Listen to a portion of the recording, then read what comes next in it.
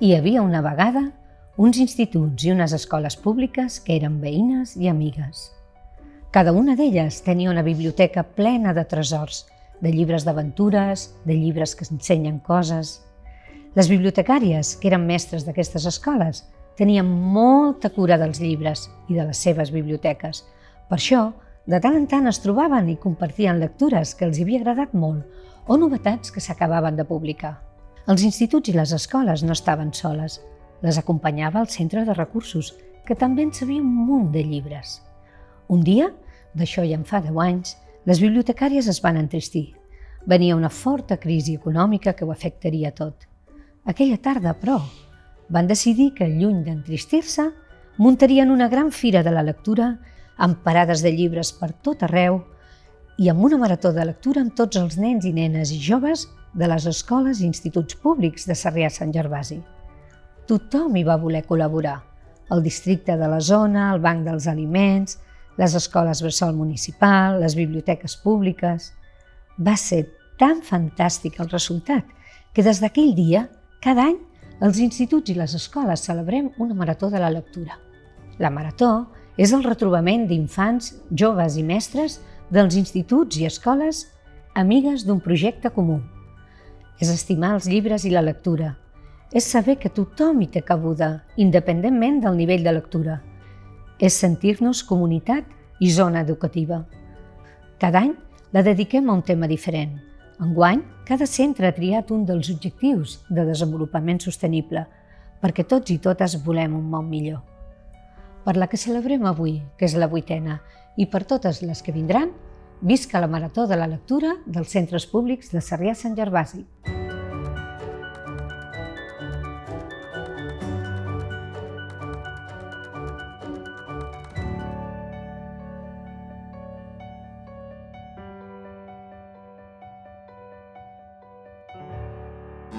Obriu totes les portes. Benvinguts al cor de la terra.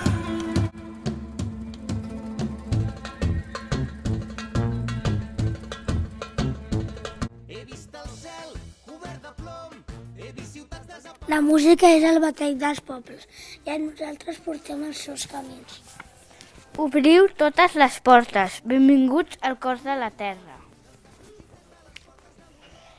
He vist el cel cobert de plom, he vist ciutats desaparèixer com la pols. He vist un mur furiós al mar, plorar la mar a terra.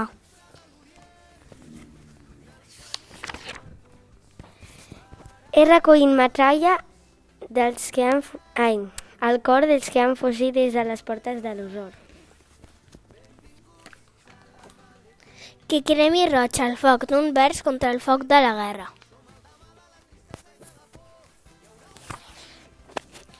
Pararem el temps, hem vingut de lluny. Del ventre de l'orient, dels camins perduts. Pararem el temps, canviarem el rumb. Un crit al vent rebel. Benvinguts, salam aleikum.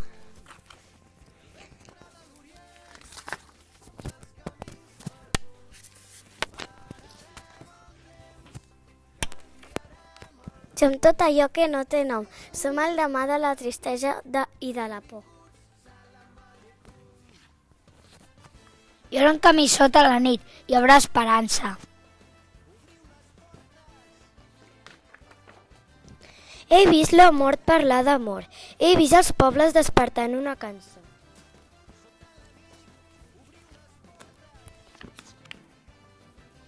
Mira'm els ulls, no estarem sols. Un altre món esclata.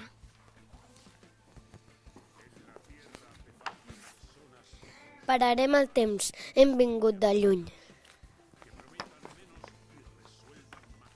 Del ventre de l'orient, dels camins perduts. Pararem el temps, canviarem el rumb. Obriu les portes, obriu fronteres, open the borders.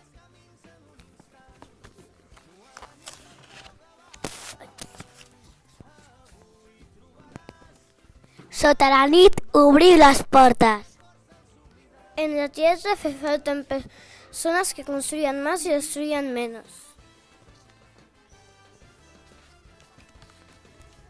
que prometan menos y resuelvan más, que esperen recibir menos y dar más, que digan mejor ahora que mañana. Avui s'obriran totes les portes, tots els camins en un instant.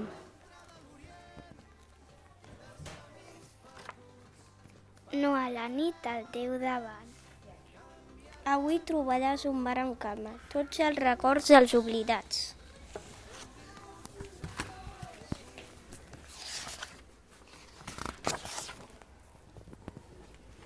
Nua, la nit al teu davant.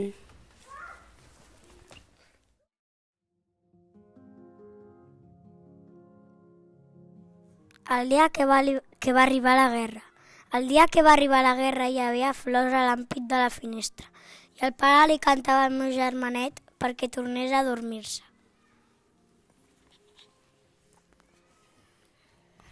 La meva mare em va preparar l'esmorzar i em va donar un petó al nas i em va portar a l'escola.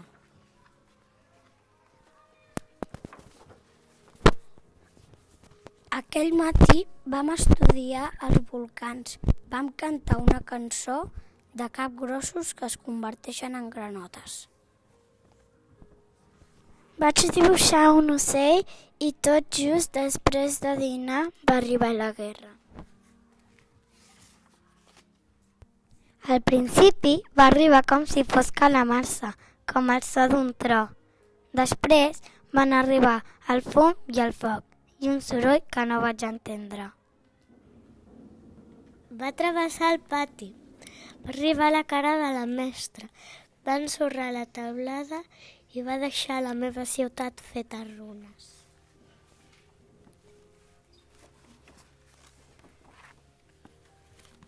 No tinc paraules per explicar-te el forat negre on abans havia casa meva. Només puc dir això, la guerra s'ho va emportar tot, la guerra va emportar-se tothom. Va deixar-me esparracada, plena de sang, tota sola. Vaig córrer, vaig caminar per camps, camins i muntanyes, amb fred, pel fang sota la pluja. Vaig viatjar en camionetes i en autobusos. Vaig navegar en un bot que feia aigua i que de poc no s'enfonsa. Vaig arribar a una platja plena de sabates buides a la sorra.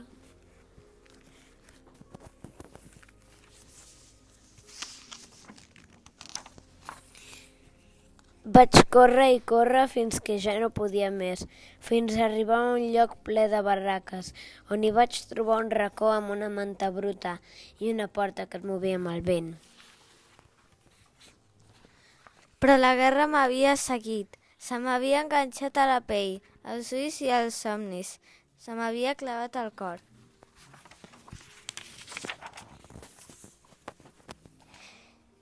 Vaig caminar més i més per desempallegar-me de la guerra, per trobar un lloc on no hi hagués arribat. Però la guerra també eren portes que es tancaven quan passava pel carrer i gent que no em somreia i s'apartava. En trobar una escola vaig mirar per la finestra. Estudiaven els volcans, cantaven i dibuixaven ocells. I vaig entrar. Els meus passos ressonaven al passadís.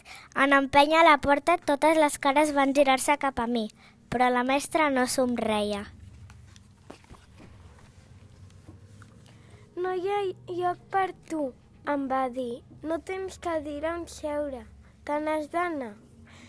I llavors vaig comprendre que la guerra també havia arribat aquí. Vaig fer mitja volta i vaig tornar a la barraca, al racó i a la manta, i m'hi vaig arraulir. Semblava que la guerra s'havia apoderat de tot el món i de tothom. De sobte es va obrir la porta. Vaig pensar que era el vent, però vaig sentir la veu d'un nen. T'he portat això perquè puguis anar a l'escola, em va dir. Era una cadira. Era una cadira per a mi, per seure i estudiar els volcans, a cantar i a dibuixar ocells. Per fer fora la guerra del meu cor, somrient em va dir: els meus amics també n'han portat, i així tots els nens podrem anar a l'escola.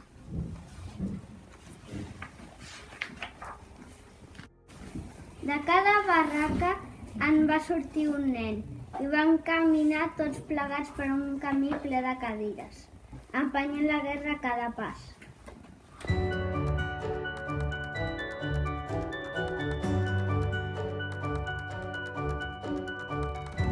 Hola, avui us llegirem una història del llibre d'Indestructibles de Xavier Aldecoa.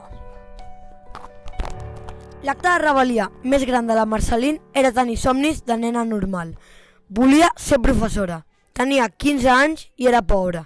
També tenia la mirada innocent, els cabells foscos i uns trets indonesis que desconcertaven.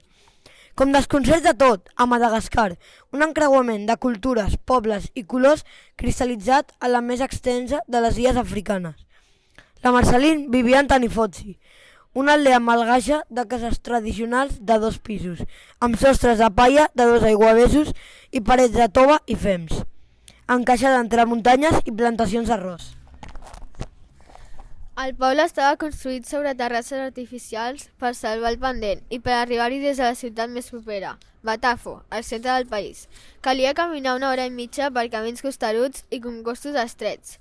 En Tanifotsi era un poblet petit, que amb prou feines arribava a una vintena de cases, voltades d'horts on el dia començava amb el cant del gall i les fogueres enceses. Les cases estaven construïdes en files de 3 o 4 per terrassa, amb les finestres encarades a la profunditat de la vall, com si els veïns, a falta d'hisenda, s'haguessin posat d'acord per regalar-se vistes de ric. El paisatge hipnotitzava. Probablement en Tanifotsi l'únic accés era la bellesa. El cel era molt blau, els núvols molt blancs i l'herba molt verda. Fora d'això, era un lloc d'allò més pobre. En la vida de la Marceline, la pobresa es traduïa en roba esfilgassada, mandíaca compartida amb 10 germans, nits damunt de talons tevis, perquè al pis a sota hi dormien les 2 vaques de la família, i anhels d'un futur com els dels altres nens. Tenia tantíssimes ganes de ser professora que cada dia, després de tornar caminant de l'escola, d'anar a buscar llenya, de treballar a l'hort, de procurar-se aigua a la font, de cuidar els germans petits, de cuinar, de donar menjar a les gallines, d'escombrar, de sagir pantalons, de prendre per sopar lloca bullida i de preparar farcits de llenya per vendre l'endemà al mercat, just després encenia una llanterna a l'habitació i feia els deures a damunt dels genolls. A la seva mare i al seu pare els agradava que estudiés, però tot i que volien ajudar-la, no ho podien fer. Els exercicis eren en francès i la nena era l'única de la família capaç d'enxampurrar-lo. L'havia après a l'escola, com gairebé tot el que no tenia a veure amb la vida a pagès. A la Marceline li encantava escriure, però no s'hi podia entretenir gaire. Si l'endemà havia de vendre fusta al mercat, es llevava a 3:45 de la matinada, escalfava el te, baixava amb el farcit de branques del cap fins a Batafo i col·locava la mercaderia a la seva parada fins que a 7:45 la substituïa la seva mare. I ella se n'anava a l'escola a estudiar. Alguns matins, a la porta de l'edifici, es trobava amb companys de classe que encara s'estaven traient les lleganyes mentre que s'acabaven les galetes de l'esmorzar. La primera vegada que vaig veure la Marceline, ella participava en un debat de classe de geografia amb 6 alumnes més. Els nens estaven asseguts al davant d'una llibreria plena de mapes i llibres vells i raonaven amb el professor sobre l'impacte de la desforestació a Madagascar. La Marceline escoltava els altres en silenci, amb un gest voluntariós per no perdre el fil del bon francès dels companys, i quan li va tocar el torn va ser breu. Si roben els arbres, nosaltres no podrem vendre fusta i no tindrem diners per menjar. Al final d'aquella classe, la Marceline es va esperar una estona perquè li fes unes preguntes i em va confessar amb timidesa els seus somnis per la vida adulta. Je vais être une enseignante. Quan la Marceline se'n va anar a jugar al pati amb les seves amigues, el seu professor François, que havia escoltat la conversa, Es va situar al meu costat amb un somriure trencat als llavis. És una nena molt intel·ligent. Si visqués a la ciutat, segur que aconseguiria acabar a l'escola. Però viu al poble. Viu molt lluny. Massa lluny. Hi havia matins, la disculpava en François, que la nena estava tan cansada que s'adormia damunt del pupitre. Quan vaig pujar fins a l'aldea de la Marceline, vaig comprovar que era un lloc remot. Ella avançava amb empenta, per tarteres de pedra, solta, i ascendia decidida per camins argilosos que serpentejaven per la muntanya, mentre jo i la meva dignitat es ofegàvem uns metres més enrere. En Dani Fozzi era amunt i lluny, i pitjor, cada dia ho era més. Les pluges, més constants i torrencials amb el pas dels anys, estan fent malbé el paisatge per una combinació de quantitat d'aigua i escassetat de diners. Com que per a bona part de la població comprar carbó era un luxe inaccessible, talaven arbre de manera massiva per obtenir llenya, i això deixava el terreny sense la fermesa natural que li proporcionaven les arrels. La terra erosionada convertia el camí des de l'aldea de la Marceline fins a l'escola en una trampa on les canyades s'obrien, les roques es desprenien i la terra s'enfonsava. Cada dia el trajecte fins a l'escola durava més. Si hi havia tempesta i el riu creixia, ni tan sols podia avançar i havia de tornar-se'n a casa. Per a la Marceline, el clima era un assumpte personal. Si el canvi climàtic continua, tindrem dificultats i no podré ser el que vull ser en la vida. La Marceline també havia après que el seu temps lliure i el que hi havia a la taula depenien dels núvols. Si es produïen tifons i inundacions, les collites es feien malbé i els aliments al mercat s'encarien. Si hi passava, la seva vida es tornava grisa. A casa, cada dia hi havia lluca bullida per dinar, i a ella havia de treballar més per ajudar a pagar les factures i podia dedicar menys temps a estudiar. El quart dia d'haver-la conegut, mentre caminàvem per l'extrem d'un barranc amb vistes a una vall àmplia, la Marcelí es va manifestar inquieta. Era diumenge, dia de missa en una església d'allà a la vora, i s'havia posat la seva millor roba. I no en tenia tanta. Caminava de pressa perquè fèiem tard i va parlar amb veu feble, com si li passessin les paraules. Va dir que a l'escola anava endarrerida. Encara li quedaven 4 anys per acabar el batxillerat i començar magisteri. I 4 anys són molts. Em va confessar que els últims anys havia hagut d'interrompre els estudis fins a 3 vegades perquè no podia pagar l'escola, però que l'última vegada els germans encarregats del centre havien fet la vista grossa perquè era una bona alumna. Però a la vida de la Marceline s'acostaven més núvols. Aviat tindria edat per buscar una feina formal i a casa necessitaven els diners, o sigui que deia hauria de multiplicar-se. Potser va ser el seu to de veu o potser la seva mirada, però en aquell precís instant em vaig adonar del meu error. Aquell matí, anant cap a missa, la Marceline no estava inquieta. Ni la seva veu era fràgil, ni li pesava la vida. Estava donant-se impuls. Seré professora, ja ho veuràs. Sé que és difícil, però aquí les coses sempre ho han estat. Indestructibles és una conseqüència de nenes com la Marceline. No és un llibre de guanyadors, encara que els protagonistes d'aquestes històries de vegades triomfin. Tampoc ho és de perdedors, encara que algunes històries africanes tinguin finals amargs. És un llibre sobre éssers humans que ho intenten. Homes i dones que pateixen, riuen, opinen, evolucionen, es rebel·len i lluiten. Protagonistes actius de les seves vides que revolten damunt d'un destí, que els vol sotmesos, encadenats, víctimes. Per als quals la ràbia és una forma estranya d'esperança. També és un llibre de persones que viuen més enllà de les lluites nobles i els grans drames. De gent normal. Indestructibles és un llibre sobre éssers humans que no es rendeixen. Aquestes pàgines també són l'esperança d'haver dubtat i sentit prou coses. És un llibre sobre una Àfrica complexa, sobre un territori o part d'aquest territori que canvia i es transforma, ple de persones que sobreviuen com poden i que quan les coses no surten bé intenten ser indestructibles i tirar endavant, com la Marceline. Com nosaltres!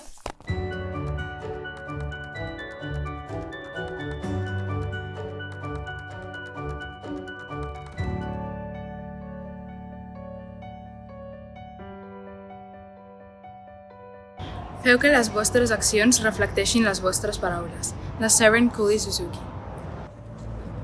En venir aquí, avui, no tinc cap propòsit ocult. Estic lluitant pel meu futur.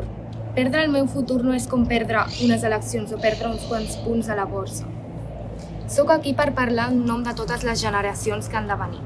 Soc aquí per parlar en defensa de totes les criatures del món que pateixen fam sense que ningú no escolti els seus plors. Soc aquí per parlar en nom dels incomptables animals que estan morint per tot el planeta perquè ja no poden anar enlloc. Em fa por que em toqui el sol per culpa dels forats de la capa d'ozó. Em fa por respirar perquè no sé quins productes químics hi ha en l'aire. A casa, a Vancouver, anava sovint a pescar amb el pare, fins que fa uns anys vam trobar peixos plens de tumoracions. I ara sentim a dir que cada dia hi ha animals i plantes que s'extingeixen, que desapareixen per sempre més. Jo somiava que algun dia veurien les bandades d'animals salvatges, les jungles i els boscos plujosos plens d'aus i de papallones. Però ara em pregunto si encara hi seran, perquè els meus fills els puguin arribar a veure mai. Vosaltres devíeu de preocupar-vos d'aquestes coses quan teníeu la meva edat? Tot això passa davant dels nostres ulls, però fem com si tinguéssim tot el temps del món i totes les solucions. Jo només sóc una nena i no tinc totes les solucions, però vull que us adoneu que vosaltres tampoc. No sabeu com reparar els forats de la capa d'ozó. No sabeu com fer que els salmons remuntin un rierol mort. No sabeu com retornar a la vida un animal que s'ha extingit.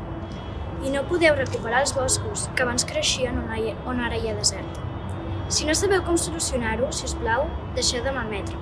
Potser heu vingut aquí com a delegats dels vostres governs, empresaris, organitzadors, periodistes o polítics, però, en realitat, tots sou mares i pares, germanes i germans, ties i oncles, i tots sou fills d'algú. Jo només sóc una nena, però sé que tots formem part d'una família de 5.000 milions d'éssers humans, una família, de fet, de 30 milions d'espècies, i ni les fronteres ni els governs no ho podran canviar això. Jo només sóc una nena, però sé que el que passa ens afecta a tots i que hauríem d'actuar com un sol món amb un objectiu comú. La meva ràbia no m'encega i la meva por no m'atemoreix a l'hora d'explicar al món com em sento. Al meu país som tan malbaratadors, comprem i llancem, comprem i llancem, comprem i llancem, i a pesar d'això, els països del nord no comparteixen el que posseeixen amb els més necessitats. Tenim molt més del que ens cal, però, malgrat tot, ens fa por compartir. Ens fa por deixar anar una part de la nostra riquesa. A Canadà vivim una vida privilegiada, amb una abundància d'aliments, aigua i habitatge. Tenim rellotges, bicicletes, ordinadors i aparells de televisió. La llista podria allargar-se 2 dies. Fa un parell de dies, aquí, al Brasil, vam passar una estona amb alguns dels nens que viuen al carrer i l'experiència ens va colpir. Un d'aquells nens ens va dir: «Tant de bo fos ric. Si ho fos, donaria menjar, roba, medicines, allotjament i amor i afecte a tots els nens de carrer. Si un nen de carrer, que no té res de res, està disposat a compartir, per què nosaltres que tenim de tot seguim sent tan avariciosos? No puc deixar de pensar que aquests nens tenen la mateixa edat que jo, que el lloc on neixes et marca moltíssim, que jo podria ser un d'aquests nens que viuen a les faveles de Rio, podria ser un infant que es mor de fam a Somàlia o una víctima de la guerra de l'Orient Mitjà, o una nena que pidola a l'Índia. Jo només sóc una nena, però sé que si tots els diners que es gasten a la guerra es dediquessin a buscar solucions mediambientals, a eliminar la pobresa i a trobar acords, la Terra seria un lloc meravellós. A l'escola, ja des del jardí infants, ens ensenyeu com ens hem de comportar al món. Ens ensenyeu a no barallar-nos, a resoldre els problemes, a respectar els altres, a netejar el que embrutem, a no fer mal a la resta d'éssers vius, a compartir i a no ser avariciosos. Llavors, per què vosaltres aneu pel món fent justament el que ens dieu que no s'ha de fer? No oblideu per què assistiu a aquestes conferències, per qui ho feu. Nosaltres som els vostres fills. Esteu decidint en quina mena de món creixerem. Els pares haurien de ser capaços de consolar els seus fills dient-los: tot anirà bé, no és pas la fi del món i estem fent tot el que podem. Però crec que ja no ens ho podeu dir, això. Estem en algun lloc nosaltres, a la vostra llista de prioritats? El pare sempre em diu: ets el que fas, no el que dius. Bé, doncs a mi el que vosaltres feu em fa plorar de nit. Vosaltres, els grans, dieu que ens estimeu, però jo us llanço un repte. Si us plau, feu que les vostres accions reflecteixin les vostres paraules. Gràcies. Discurs pronunciat per Severin Kuri Suzuki a la cimera de la Terra celebrada a Rio de Janeiro el 1992. Severin Kuri Suzuki tenia només 12 anys quan es va adreçar a tot el món. Què li estem fent a la Terra, a la nostra llar? Fins a on pot arribar la cobdícia de l'ésser humà? La petita Severn va fer enrojolar els dirigents mundials i els va demanar que fossin coherents que els seus actes reflectissin les seves paraules. Un discurs emotiu, ple de veritats tan senzilles com reveladores, i avui encara més actual que quan va ser pronunciat.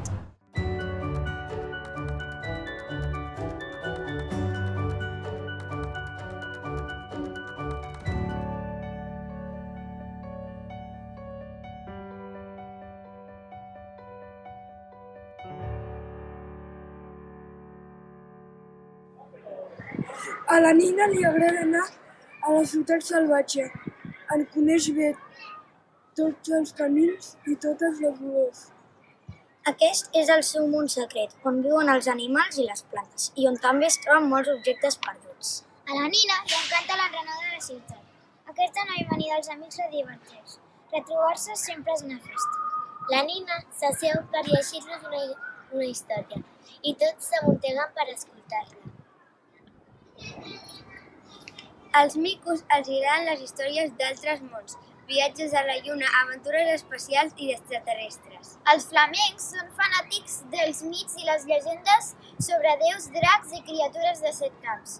La serp prefereix els poemes sobre el mar, mariners i tempesta, però la història que agrada més a tots els animals és de la qual són els protagonistes.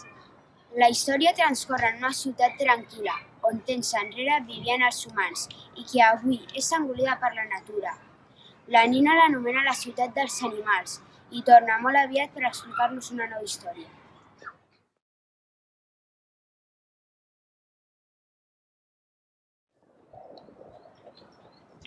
Había una vez un abuelo que vivía en una extraña casa sobre el mar. ¿Por qué vivía en una casa así? Porque en esa ciudad el mar crecía cada vez más y más. Cuando el agua subía y desbordaba su casa, él construía otra. Cuando esa se desbordaba de nuevo, construía otra más arriba. Así era su casa, como si se hubiera apilado un cubo sobre otro. El abuelo vivía solo. La abuela vivía fallecido 3 años atrás. Cuando el abuelo se levantaba a abrir la trampilla para pescar su comida. También cultivaba trigo para hacer pan y criaba gallinas que le daban huevos. El resto lo compraban los comerciantes, que andaban en botes y pasaban cerca.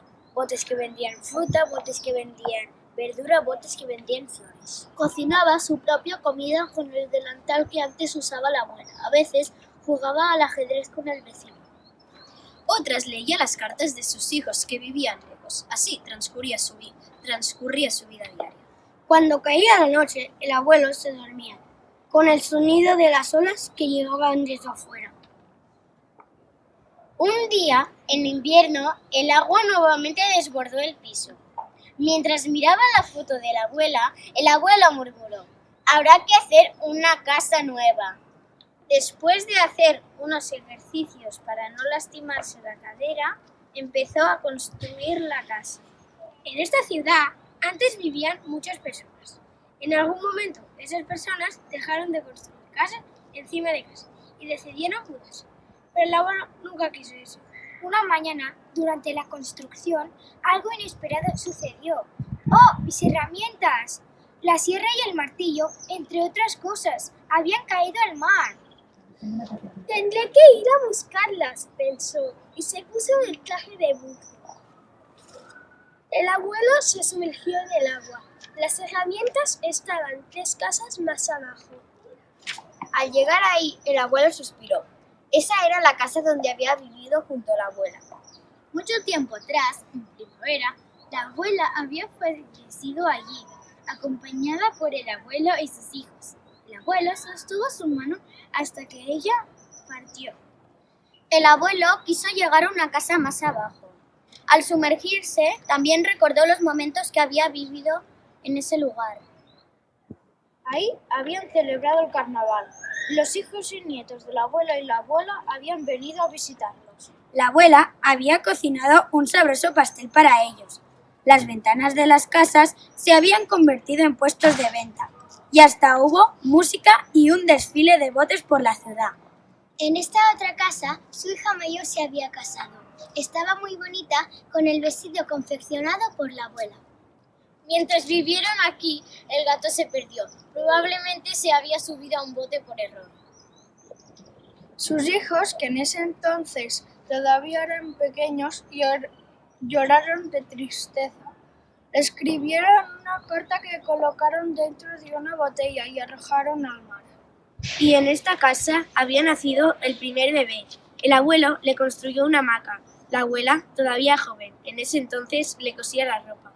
A medida que bajaba, el abuelo se iba encontrando con los recuerdos que había en cada casa, hasta que por fin llegó a la última. Era una casa muy pequeña. El abuelo y la abuela eran niños cuando aún no había agua en aquel lugar. Allí crecieron y se enamoraron. Después se casaron, construyeron una pequeña casa y empezaron su vida juntos. Sobre esa primera casa construyeron una nueva. Y sobre esa casa otra. La casa donde había nacido su primer bebé, aquella donde había desaparecido el gato, la casa donde había celebrado el carnaval, todas las casas se habían ido apilando como una torre de muros. El abuelo había vivido todo ese tiempo allí. Al llegar la primavera, la nueva casa del abuelo estuvo lista. Una flor de diente de león creció en una grieta de la pared. El abuelo sonrió.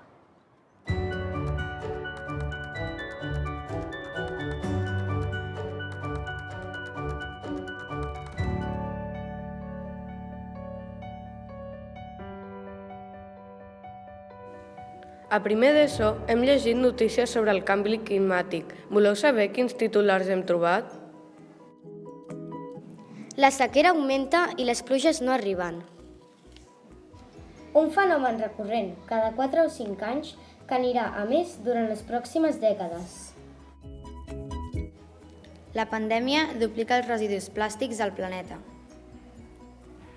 Un informe de l'Organització Mundial de la Salut estima que cada dia es produeixen més d'1,6 milions de residus sanitaris. La gran majoria d'aquests rebutjos acabaran abocats a l'oceà abans que acabi el segle, assenyala un altre estudi. Catalunya ha perdut el 25% de la fauna salvatge en 20 anys.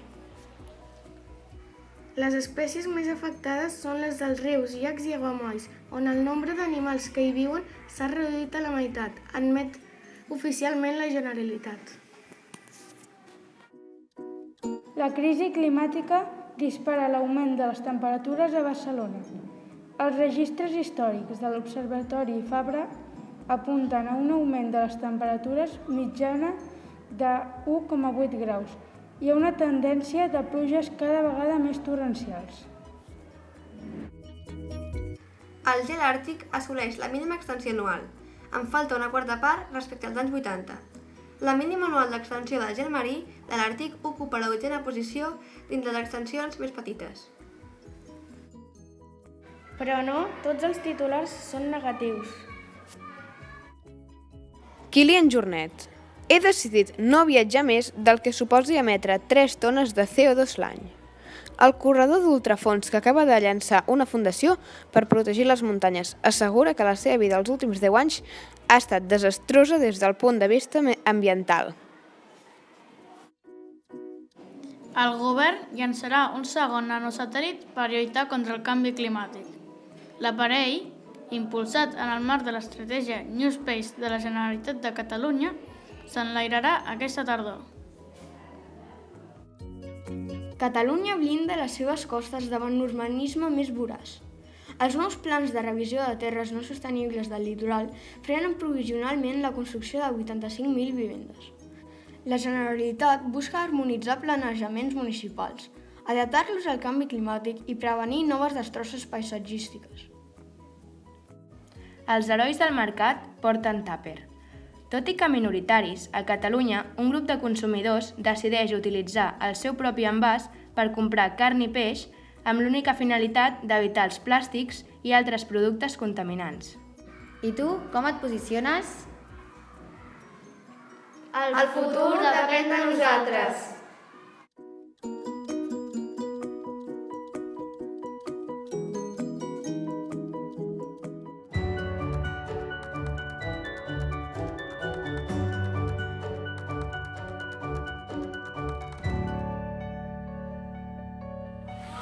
El ratolí i la muntanya.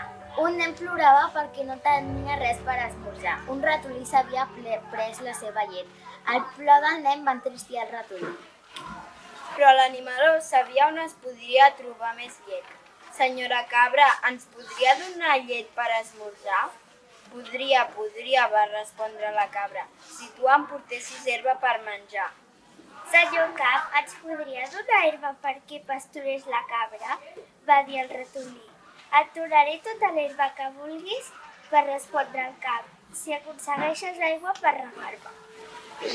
Però la guerra havia fet malbé la font de la Polassa i l'aigua es perdia. Et podria donar molta aigua, va dir la font, però per aconseguir-ho ho m'hauries de patir. Doncs hem d'avisar el Paleta. Arreglar la font, va preguntar el Paleta. I d'on traurem les pedres que necessitem? Les pedres surten de la muntanya, va pensar el ratolí. El ratolí va decidir arribar-se a la muntanya. Es va trobar els vessants pelats i les rieres seques. Els especuladors s'havien endut tots els arbres. Aleshores, el ratolí va explicar a la muntanya la història del nen que no tenia llet per esmorzar. El ratolí va prometre a la muntanya que el nen, quan sigués gran, plantaria pins, roures i castanyers pels seus vessants. La pluja tornaria a fer córrer els rierols i regaria la vall. Les terres es tornarien a conrear. Així, el ratolí va convèncer la muntanya i ella li va donar les pedres que en Paleta necessitava. La font va recuperar l'aigua, el camp va dora, la cabra va tenir pastura a dojo i el bestiar va donar tanta llet que la gent del poble s'hi haurien pogut banyar. El nen, en fer-se gran, va complir el compromís que havia adquirit el ratolí. Els arbres van poblar novament els vessants de la muntanya. Van tornar-hi els animals dels boscs. La terra esdevingué fèrtil altre cop i la muntanya va recuperar totes les seves plantes. Hem acomplert tot el nostre pla, amic meu. Anem a mirar-lo? 100 llavors que van volar. Un arbre esperava, ple d'esperances. Què esperava? Que tot anés bé. Aquesta era la seva esperança. Què esperava? El dia més que perfecte, el dia indicat, el dia somiat. L'arbre va deixar passar els dies freds, va deixar passar els dies de pluja, va deixar passar els dies incerts, va esperar que arribés la calor i quan la calor es va instal·lar, va respirar. Les pinyes s'assecaren, les llavors saltaren i com les aus planaren, volaren. Quin aterratge més ben calculat, va pensar l'arbre tot estarrufat i es va dedicar a una altra tasca. Esperar un altre moment important, gran especialitat de tots els arbres. Però, tot i tenir totes les esperances posades, no totes les llavors van caure en bona terra. De les 100 llavors que volaren, 10 enxampades en una ventuguera i acabarien a la carretera. I a la carretera no té res a veure amb la velocitat amb una llavor pipiclera. De les 90 que quedaran 20, els rius s'enfonsaran. Llàstima, que no tenien bolles, com les llavors més previsores. I a la petja dels pisos acabaran totes. De les 70 que quedaven, 10 van caure a una roca. Una roca tan descomunal que no semblava terrenal. I a les roques, naturalment, les llavors no creixen mai. Segur que és així? De les 60 llavors que quedaren, 25 dels ocells picotejaren. Però fem els comptes clars. 4 que el gaig va pispar, 6 que el trencapiny es va arrossegar i 15 que una merla golafra es van passar. Encara quedaven 35 llavors, però 5 van servir de niu a 2 insectes apassionats i les van deixar ben perforades. Semblaven cosides a bales. Evidentment, Aquestes tampoc van sobreviure. Encara n'hi havia 10 que un esquirol va replegar i 10 més que un vailet entremaliat que saltava com un esquirol es va emportar. A la panxa d'un esquirol, que se sàpiga, mai no hi germinen les llavors. I a la teva, de les 100 llavors que hi volaran, només 10 en quedaran. Però tot s'ha de dir, 7 van morir de set. I ara podem seure una estona a plorar, perquè renoi, això ja sembla un drama. Les 3 llavors que van resistir van continuar el seu camí i van créixer i créixer. Van créixer tant que un bon dia ni el sol ni l'aigua ni la terra no eren suficients per a totes 3. Malauradament, només una podia continuar. L'única llavor que sobrevisqué ja era una brissó, quan un conill redutxó li devora els brots més tendres, les branques fines i febles i el tronc es començava a engruixir. I aquí s'acabaria aquesta història. Però l'arbre continuava esperant, te'n recordes? Esperava tenir la sort de part seva. I es va complir el seu desig?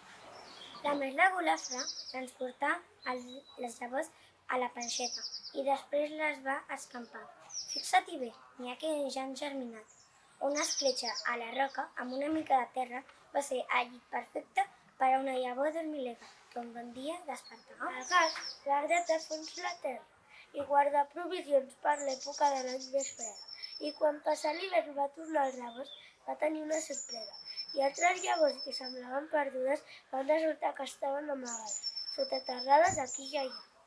I va ser així, ni més ni menys, com 10 arbres nous aparegueren al bosc. L'arbre ho tenia clar, moltes vegades perquè les coses vagin rodades només cal saber esperar.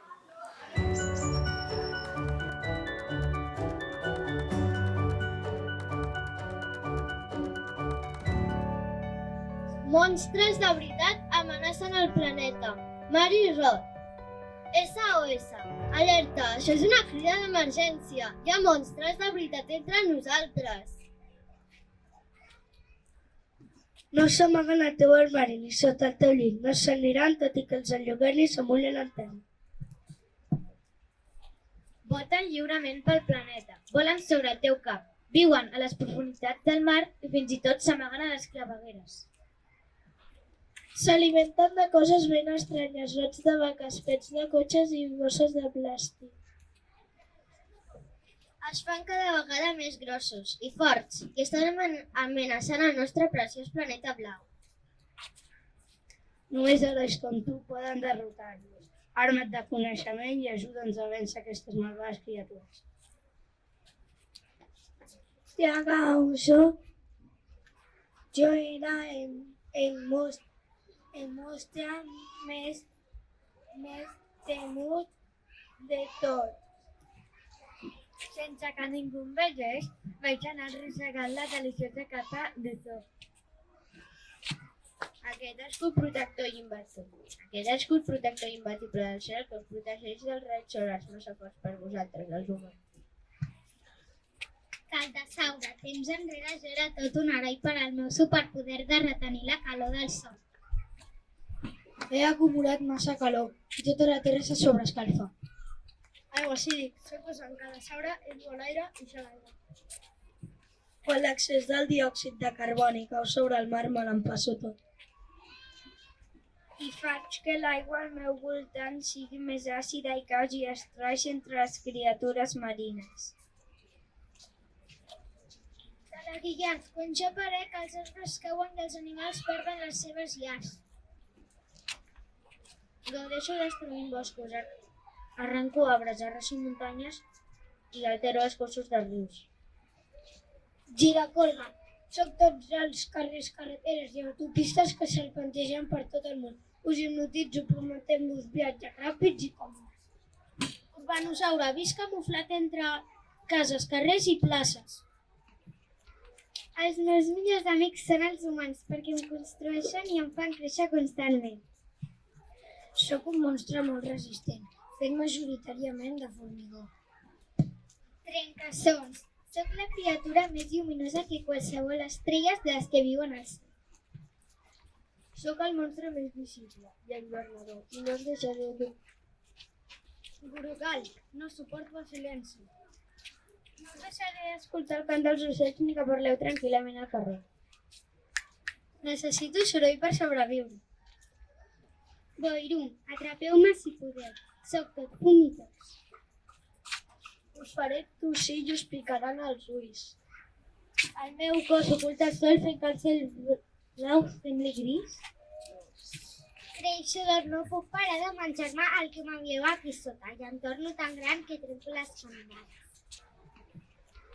Entre passobres, el vostre malbaratament alimentari em dóna més i més poder. Reduïm permetent aliments més persones amb la mateixa quantitat de conreus. Sospito que esteu intentant fer-me mal canviant els vostres hàbits. Brosacom, necessito que consumiu i llanceu molt per mantenir-me saludable. Els productes d'uns i els que passen contínuament de moda em fan més poderós. Andròmina, el meu cos es compon de tones de dispositius que una vegada van ser actius anunciats per tot arreu. Estic format per milions d'aparells electrònics que els humans vau rebutjar. Octoplàstic, els humans no pareu d'alimentar-me. Els meus plats preferits són les borilles de cigarreta, les ampolles de refresc i les fibres plàstiques de la roba. Si segueixo creixent, hi haurà més plàstics que peixos al mar. Xapacot, visc al voltant dels llocs on s'extreu petroli i les seves rutes de transport. Quan aparec, sóc difícil de comptar. Hi ha masses monstres voltant per tot arreu, empoderats pel nostre comportament. En aquest llibre n'has conegut uns quants, però n'hi ha molts més. Necessitem donar-nos pressa.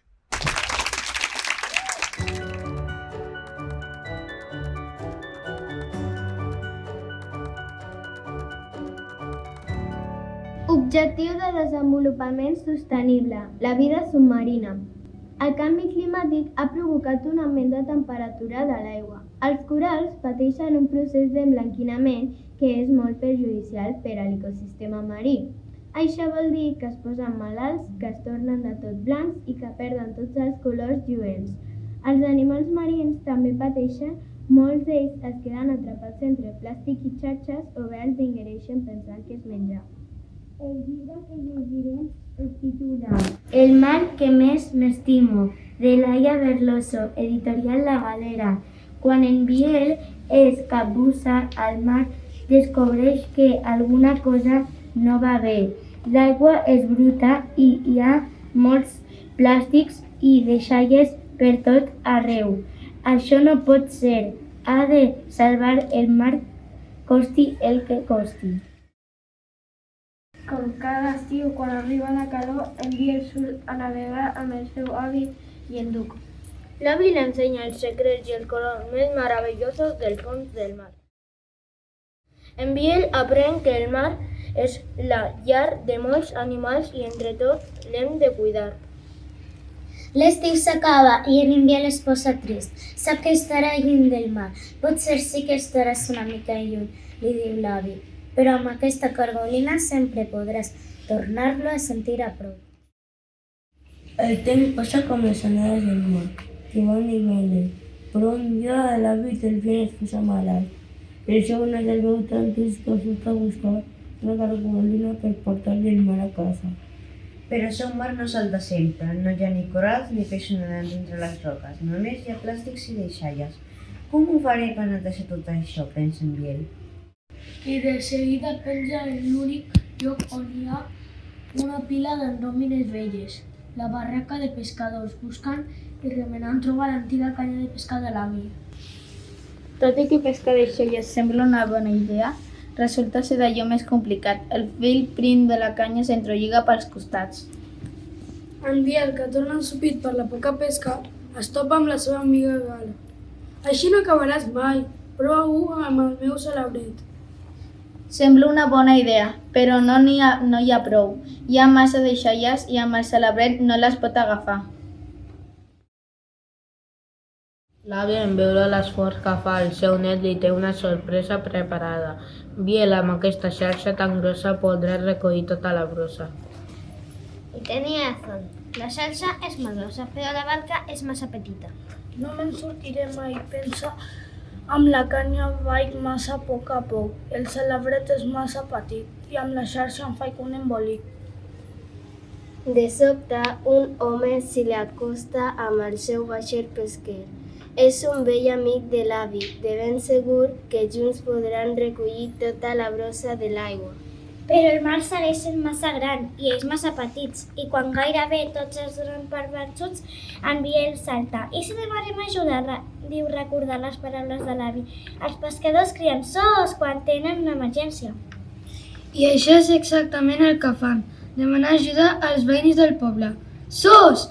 El mar ens necessita. Gran neteja per al meu avi, dissabte a les 10. Quan arriba el gran dia, no hi falta ningú. La gent s'omple de solidaritat i el mar es buida de deixalles. A poc, el mar recupera els colors i la vida, i tot el món ho celebra. I en Biel, quan menys s'ho espera, troba la cargolina que estava buscant, o deu ser un regal del mar. L'avi per fi pot tornar a sentir el so del mar. Cuidar el planeta és important. Cuidar el planeta és important.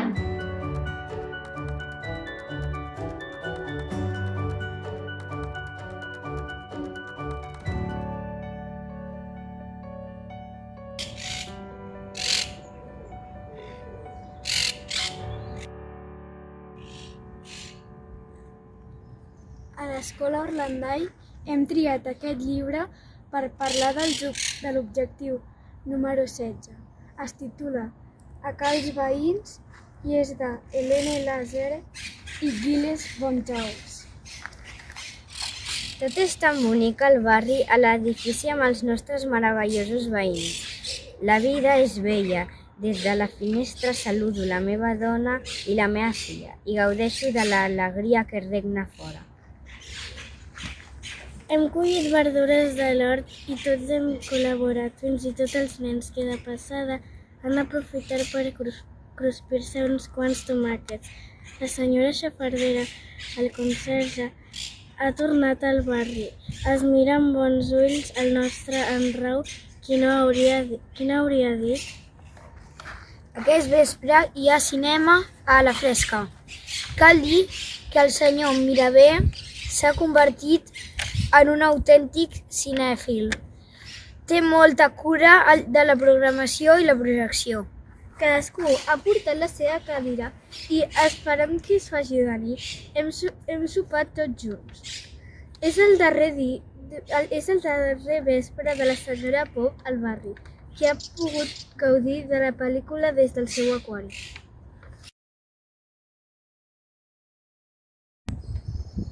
Doncs sí, avui la nostra amiga es trasllada i tots som aquí per desitjar-li bon viatge.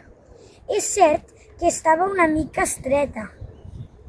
El seu cosí Kraken l'ha vinguda a buscar per portar-la a viure còmodament a l'immens oceà. Allà baix tindrà més espai. Fins aviat, meravellosos veïns! A Cal les Vaques acullen el cosí Minotaure. Ha vingut a passar uns dies a la ciutat per fer turisme.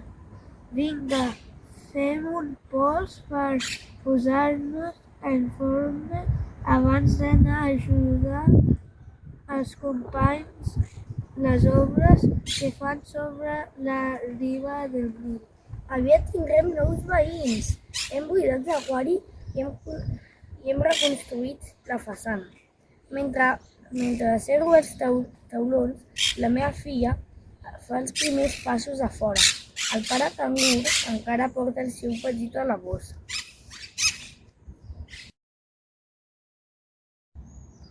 La pluja és avorrida. Per sort, hem construït una escala entre casa nostra i Cal Llops. Els nostres fills són tan amics que així poden anar d'un pis a l'altre i veure's sempre que volen. el senyor Bovard i el senyor Porquet són uns esborrejats. Sempre saben com afrontar el mal temps. Bé, al capdavall, la pluja és tèbia, la vida és bonica i el fang va bé per la pell. Avui fem la gran inauguració. A casa dels nostres nous veïns, els pingüins, anirà molt bé refrescar-se una mica perquè realment fa molta calor. De fet, al seu iglú hi fa força fred, però d'aquí a encendre la llar de foc no crec que sigui bona idea. Un moment, què passa fora? Per què els nens miren en l'aire?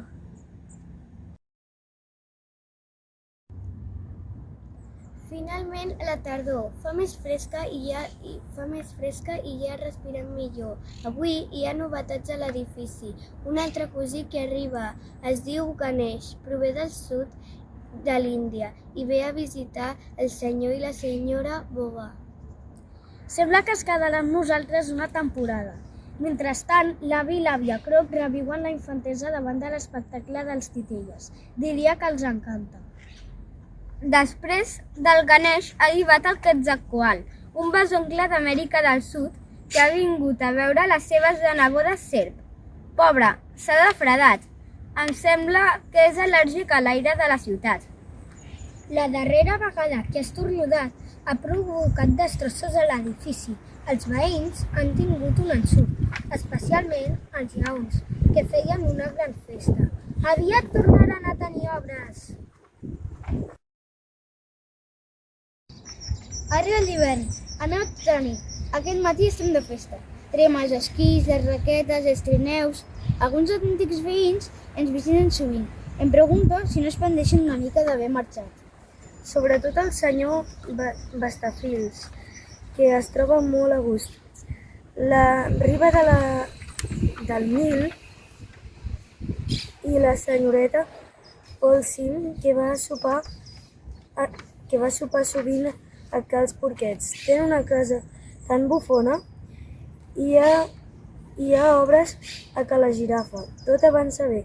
Està contenta perquè tindrà més espai. Enguany, el Pare Noel està molt content. Per una vegada no cal que vagi per la xemeneia. Una gran porta i una escala ben còmoda faran que pugui repartir els regals amb més facilitat. Quina sort! Fins i tot podrà assistir a un espectacle de dansa, mentre espera que tots els nens s'hagin adormit. Vinga, de pressa! Els nens petits al llit i els grans a la taula. L'hivern s'acaba i ja torna a fer bo. A la riba del Nil hi ha novetats. Els Crocs han fet una sala de festa al soterrani de casa seva, just a sota del bar. Per sorpresa, el vampir Vlad ens ha proposat visitar les seves estances. Només els nens més valents han vingut amb mi. Mentrestant, els altres han preparat les invitacions per la festa major del barri. Hip, hip, hurra!